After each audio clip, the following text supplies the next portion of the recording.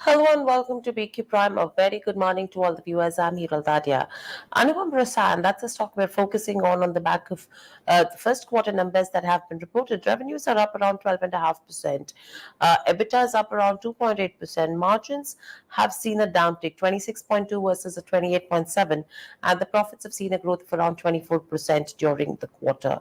Joining us on the show to discuss more is Vishal Thakkar, Deputy CFO at Anupam Rasayan. Vishal, good morning and welcome to the show.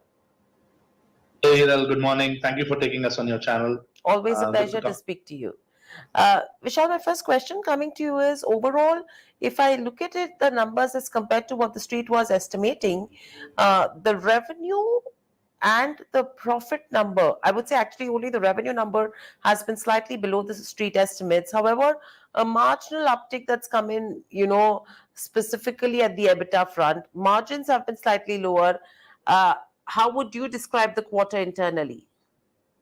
So if you look at the backdrop in the environment that we are in, which is volatile as well as inflationary both, and in that kind of an environment, if you really look at the performance on a consolidated level basis, we have had a revenue growth of around about 19% on a total basis, and EBITDA you will be looking at an operating EBITDA versus we will be looking at a total EBITDA. My EBITDA today is around about 29% on a consolidated basis, and standalone basis has been around about 30 odd percent. So I think overall we are very very comfortable in terms of the performance. Yes, can we do better? Always we would all strive for doing better than what we have done till now.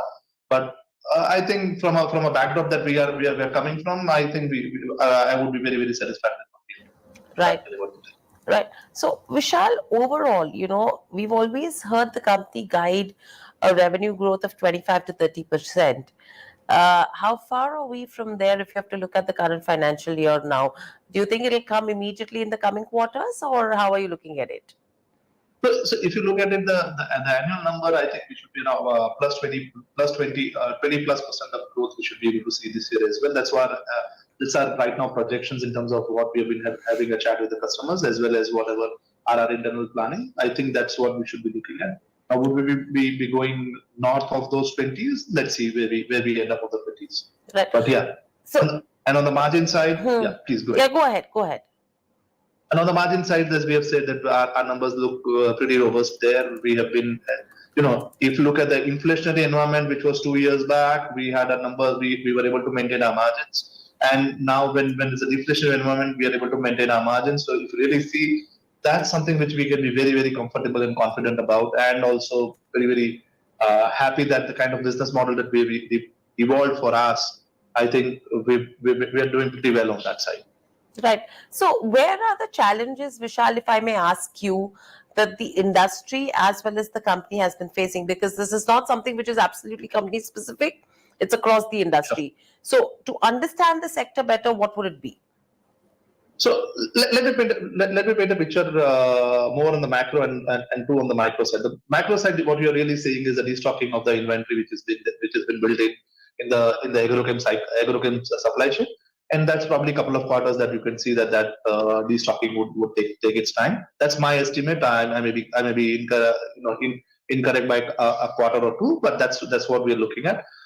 If you look at from a larger trends, the trends is that the world is moving to geographies which traditionally were favored ones are moving out of favor, and probably India is getting more favor over the period of time. And two is also we feel that the Europe should come back to its stability over next few quarters as well. So I think that's what we are seeing. To come to specifics on Anupam side, if you really look at it, the kind of demand that we have been seeing, especially if you look at it on a long-term basis, I think there is a secular demand growth that we can see in this cycle. And the clear example that you can see is the kind of LOIs and contracts that we have signed over last 2 years, 7,700 crores worth of them, and of which, if you look at it, 4,000 plus crores of LOIs has been signed just in last quarter itself. So I think overall there is buoyancy in terms of demand. If you see on a quarter-to-quarter basis, yes, we can have a view one way or the other, but on a long-term secular basis, I think India is in the game and Anupam is also in the game in that sense. Right. So overall, as you said, in terms of the inventory levels that we will be looking to, actually sell that off, at what inventory is Anupam Rasayan sitting on currently? So see, this is the part of when we don't announce our balance sheet. But even I can tell you one thing for sure, that if you look at the trajectory that we had, which was around from 2,290 days to 250 days, I think we should be able to see that going continuously over the year, and by the year end, you should be looking at a very decent number as we go. Right. Moving on, if you see overall, in terms of the quarter as well, you already mentioned about the LOI that was signed. Now, in the previous quarter, it's an LOI worth 2,186 odd crores, which is with a Japanese specialty chemical company. Uh, my key question over there is, what's the execution timeline on this one? So that the first one, or the last quarter one, or this quarter one we are answering. This is the So one for 2,186 crores. Okay, so 2,186 crores. So this is the product where it's a Japanese LOI. It's into fungicide. It's a fluorochemical that we are working on, and this we should be able to commercialize in the calendar year 25 is what we will start commercializing, and it will take its time to ramp up to the full level. Probably another 2-3 years from then on, we should be able to ramp it up to the full level. Okay. And overall, what's the plan with regards to where, the pharma import substitution goes? Because this is something where, it'll be manufactured for the first time in India, right? In terms of the key materials. So what's the strategy there? So the strategy is very simple that we really try to do is, one is that export high quality products to the high quality customers who are innovators. And if you're doing anything in domestically, try and look at something which has not been done in the country. Try and do something which is actually import and which is of a high value, and nobody is doing it today. So in pharma, that's the strategy which will be going in, because that's where the key interest is. And then what we'll do is we'll build that build. So we'll start from the building blocks and take it up through the whole chain. If you see, most of our strategy will be that we start from a key KSM, as we say, and KSM to go up to the N-1, N-2, or N-3. That's the drive, because that's where you really create that supply chain solution for a customer, rather than producing one product in the supply chain, which is where you are buying N-5 and selling N-3. It really doesn't solve on a strategic level for the customer. So we'll try and build the whole supply chain and the value chain. That's what we'll try and do that, and that's what we have been doing, and that's the focus that we will be having as we go forward. Okay. And apart from that, if you see in terms of, if you have to look at the expansion about the fluorination part of it, what is the strategy there? Because you will be sourcing HF and KF, that is the fluorinating agents from TANFAC, and are looking to make value-added products, right? So how is that going to look like, and what's the contribution to business you're looking at from there? So see, fluorination, if you look at it historically also, we have been working on fluorination for a long time.